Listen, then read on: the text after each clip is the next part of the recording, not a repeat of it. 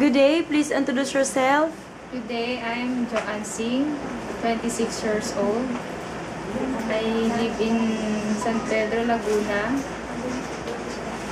Are you married? Yes, ma'am, I have 2 children. How old is your youngest child? 3 years old. 3 years old. What did you finish?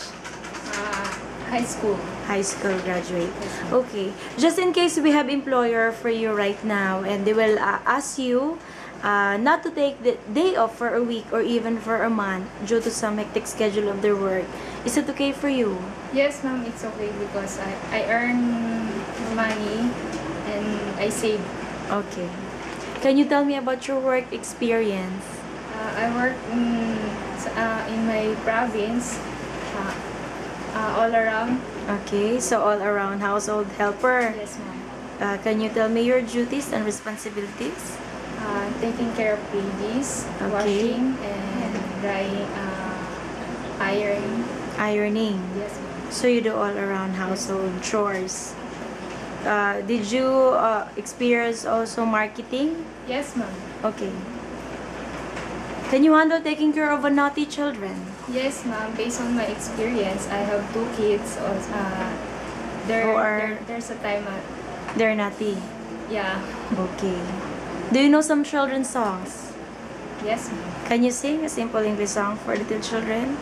Twinkle, twinkle, little star, how I wonder what you are. Up above the world so high, like a diamond in the sky. Twinkle, twinkle, little star, how I wonder what you are. Okay. Do you know how to cook? Yes, ma'am. What kind of foods can you cook? Adobo, sinigang, apritada, and also Indian food. Indian food. How about Chinese food? No, ma'am. But are you willing to learn Yes, I'm willing to learn. to cook Chinese Yes, food? ma'am. Okay. Most people in Hong Kong speak Cantonese. Are you willing to learn this Chinese language? Yes, ma'am, because it's my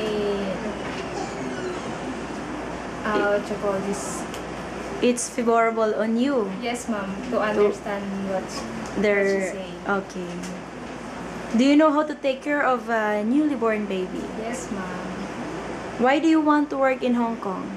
Because of big salary Yes. and help my parents and give my daughters. A good future. Yeah. Okay. Would you like to say anything else to your future employer? If you give me a chance to be your domestic helper, I will give all my best and be truthfully and honestly. Can you promise to finish the 2 years contract? Yes, ma'am. I promise. Okay. Thank you.